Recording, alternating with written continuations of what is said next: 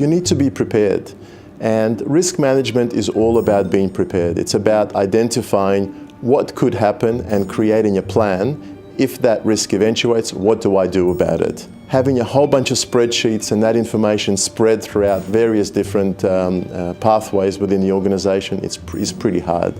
So it's all about aggregating it into a single place and creating a culture of planning for potential risk. By managing that risk, you really prevent the possibility of your business going out of business because you've planned for it. You've thought about it in advance. Instantly you'll get to see that on your NetSuite dashboard in an ISO 31000 heat map that shows you these are the critical risks that you need to manage and these are the ones that are not so important that you need to be aware of.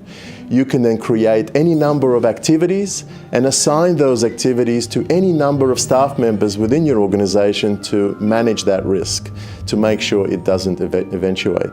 You can then use reports to produce that information and view trends on whether that risk is elevated or is being reduced. It's a very simple process. So for risk management to be effective, it needs to be simple. And above all, you can get this up and running in a couple of hours.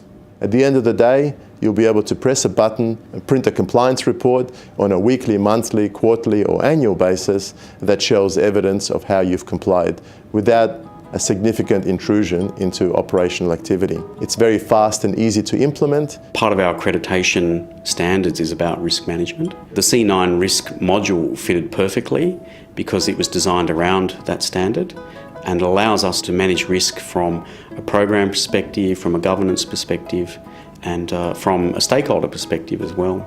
The board has a standing risk agenda item and they review risk at every meeting, and they particularly review those risk items that are in the very high to extreme category.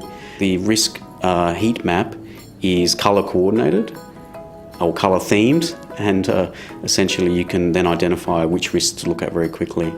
Here's an example of our tiled area outside our building. When it gets wet, it gets slippery, and that we have that the likelihood of this event happening is possible. The impact is moderate, and therefore it gives us a high risk threat.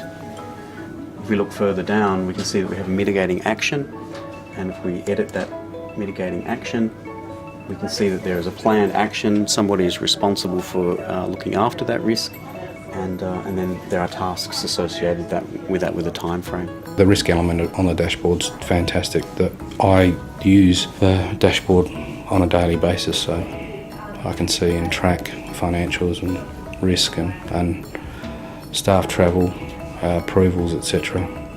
So it's on my iPad, it's on my iPhone. C9 Solutions. For more information, please contact C9 Solutions on www.c9s.com.au.